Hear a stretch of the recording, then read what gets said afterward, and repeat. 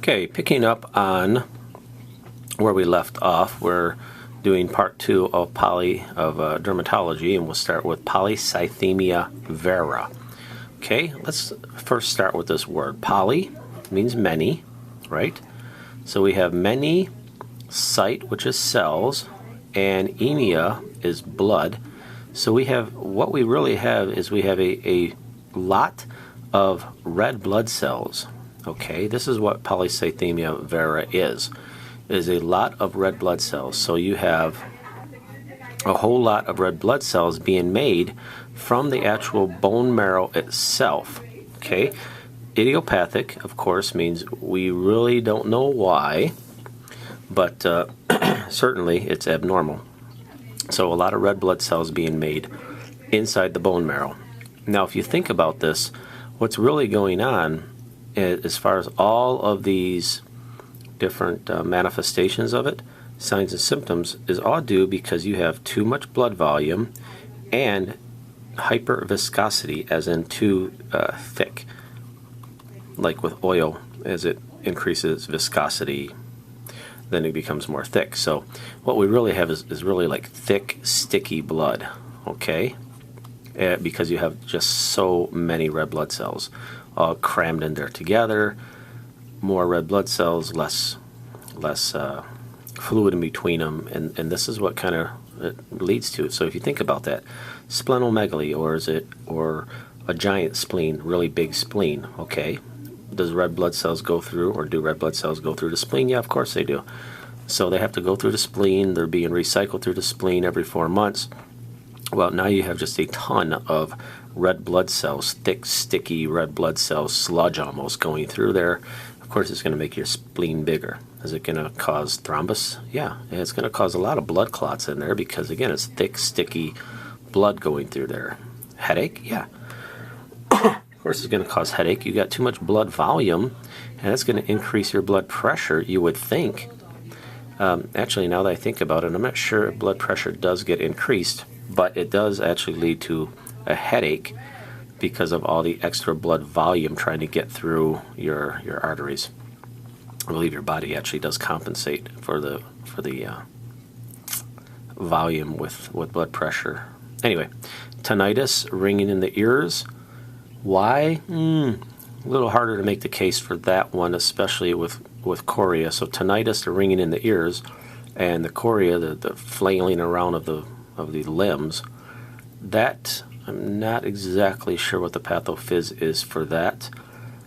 But, I don't know, you could kind of, if you thought about it hard enough, maybe make a case, because tinnitus has all these little inner ear ossicles that are very small and has a lot to do with, hair cells bending one way or the other.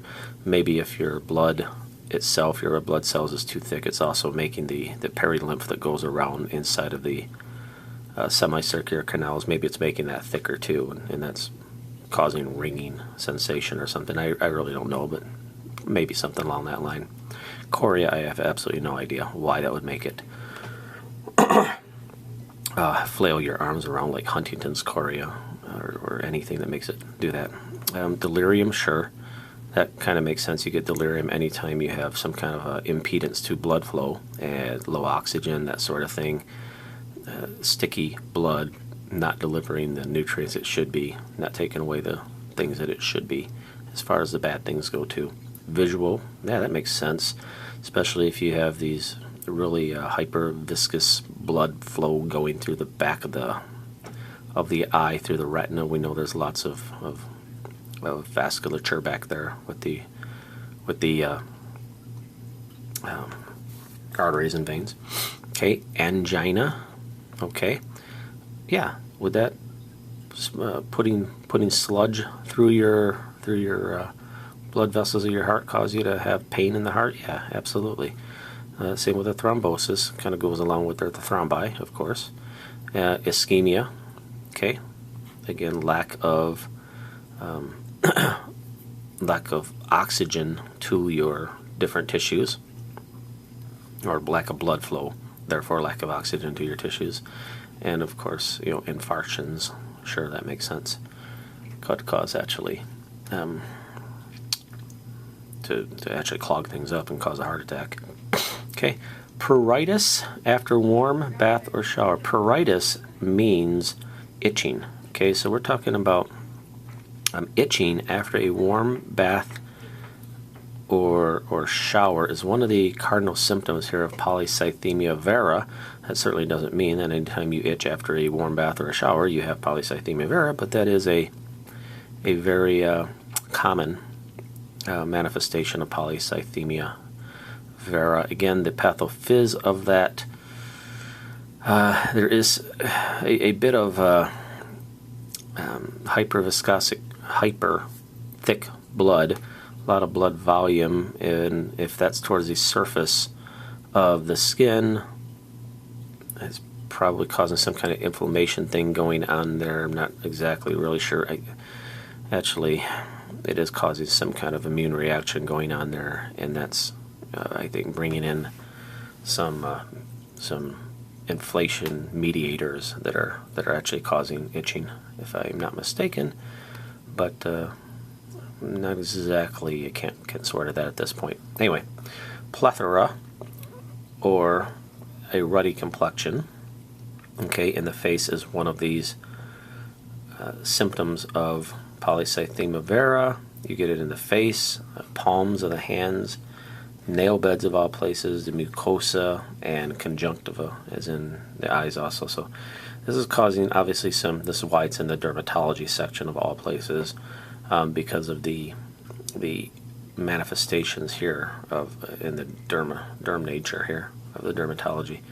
All right, the CBC should be able to figure out if you have polycythemia vera, just because you're going to find just a ton of red blood cells, and it's going to be fairly obvious to someone who knows what they're looking at under a microscope. And a couple of different treatments here. One, you can suppress bone marrow because it is coming directly from being made in the bone marrow, too many red blood cells.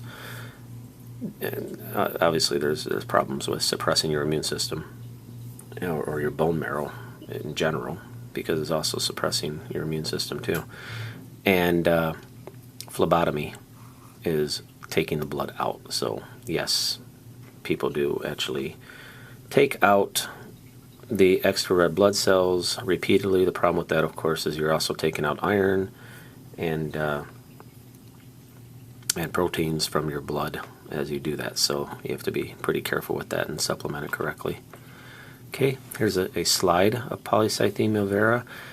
All this is really showing, it looks like, you got these little red blood cells everywhere, but they're all kind of piled on top of each other, where it looks like it's really overexposed. Well, it's not. In this case, you could get a blood slide to look like this if you really, worked hard at it, focusing the microscope. But this is an exposed, correctly slide of bloods, and it's just piled. All these red blood cells just piled on top of each other, and that's all you really see is that, it looks like it's overexposed, but it's really not. There's just a ton of them in there. All right, insect bites. Insect bites are in here in the dermatology just because they do cause marks, and there's about a zillion different ways that it looks dermatologically speaking, whether they're bees with a little stinger that goes in there and kills the bee, or wasps that can repeatedly sting you, or fire ants. These are all going to be things that certainly make your skin raise and get irritated and red, and sometimes even infected. Fleas, like the bubonic plague. Okay, lice, again, not as huge, but ticks or Lyme disease. If you look at this down here, that actually looks like a target cell with Lyme disease. Kind of looks like that, right? Like a little bullseye in here, like a target cell. Or not a target cell, but a bullseye, which is pretty indicative of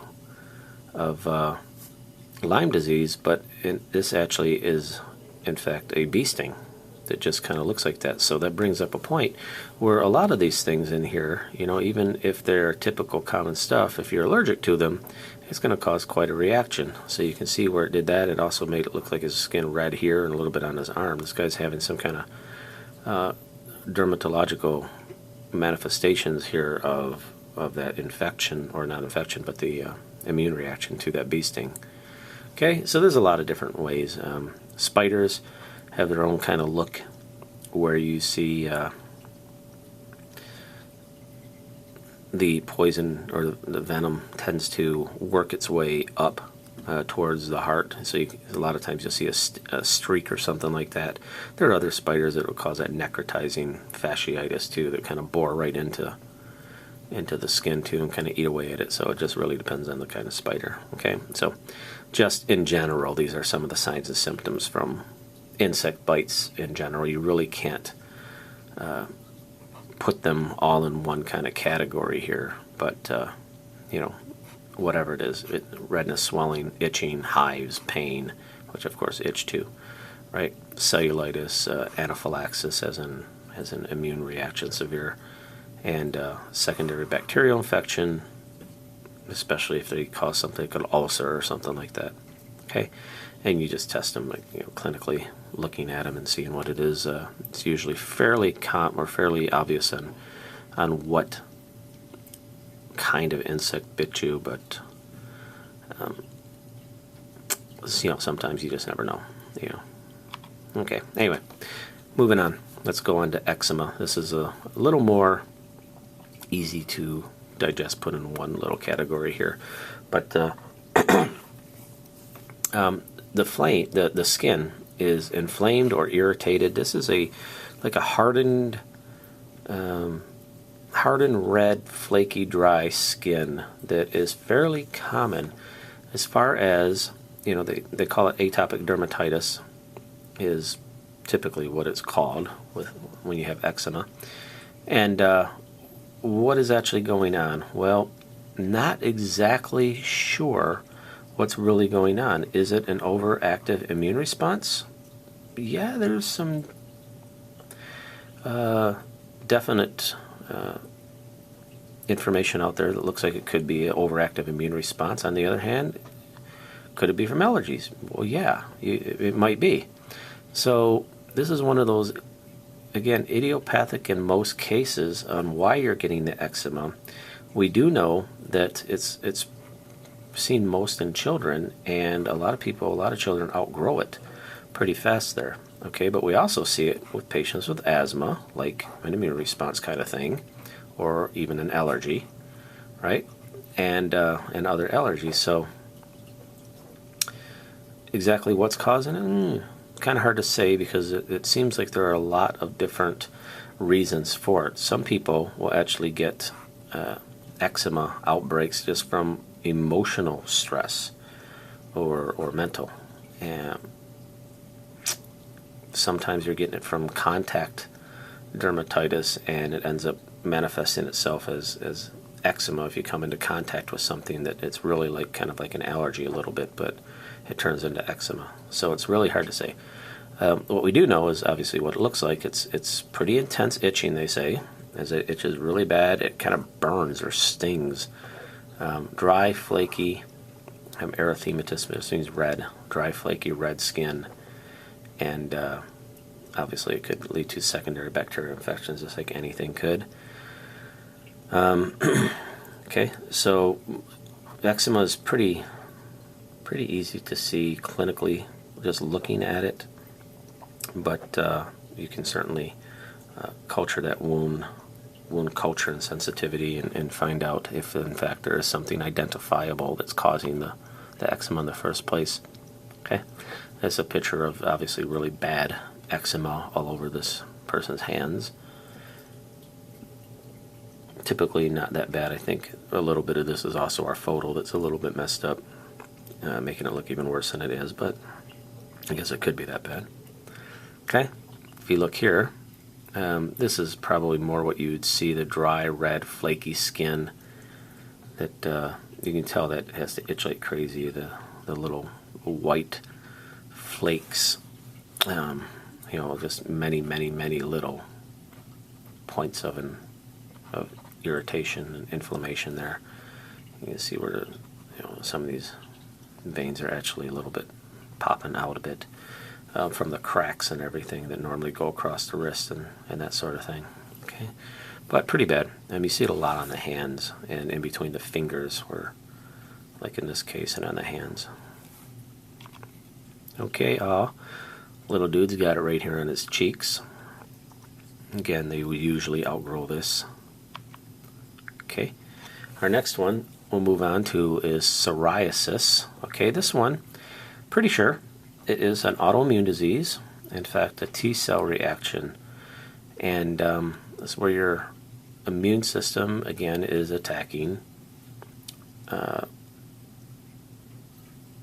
the skin, in this case. All right. You do tend to see psoriasis in family histories, actually eczema also, but they think there's a genetic predisposition to having it. Okay, so again, anytime you see the word predisposition, it means that there's something in the genes that is making it more likely that you would develop this. It certainly doesn't mean that you will develop it. Okay, HIV, stress, obesity, smoking, you kind of throw all those in the same category almost, where anytime you're more or less making yourself immunocompromised, then you increase the risk of, in this particular case, psoriasis, although these things will increase your risk of almost anything. All right, triggers, I already said that. Well, I guess I didn't mention alcohol. Alcohol is a very well-known trigger to psoriasis. Not really sure why that is, but there it is. Stress, I already said that. Infections, anything to injure the skin really can cause an outbreak of psoriasis. Cold weather can cause us to, again, why? I don't know. You would think cold weather would be better for any kind of skin condition, but obviously not. Okay, there's lithium, which is used for treatment of bipolar disorder. That's a manic depressive, where all of a sudden you're really hyper, go, and then you're kind of really down and slow and you just go back and forth, right, up and down. Anyway, lithium, that is one of the side effects of lithium, is actually psoriasis or a breakout of psoriasis. Okay, where do you see it normally? And on your elbows, knees, and scalp. Okay. And I think you probably have seen people with it, especially on their elbows, with psoriasis. Okay, not that every time you have flaky elbows and dry elbows it's psoriasis, but that's typically where you do see a lot of it. Anyway, just like eczema or atopic dermatitis, you do have red skin, and you have silvery scales and inflammation. That's kind of like the key here with psoriasis, is more silvery scales than what you would get like in atopic dermatitis. Okay, now here's a weird thing. It has obviously more to do with this whole autoimmune thing, is you get your nails get involved, fingernails. Okay, so the fingernails they pit, as in putting little dents in them. I don't really see any here, but on this fingernail, but you get the oncholysis, all right, or what we call separation. And you can see where in this fingernail over here, the white part is where there's air underneath it, right? There's not actually tissue, and you can see where it's separating, coming off of that finger. Okay. Skin disease precedes in 80% of the cases an actual arthritis. Okay, as in, not that you get arthritis 80% of the times, but any time, or 80% of the time, where you actually get the psoriatic arthritis, as in arthritis from psoriasis, 80% of the time you have the skin disease that shows up first. So this kind of comes and goes, if you haven't caught that by now.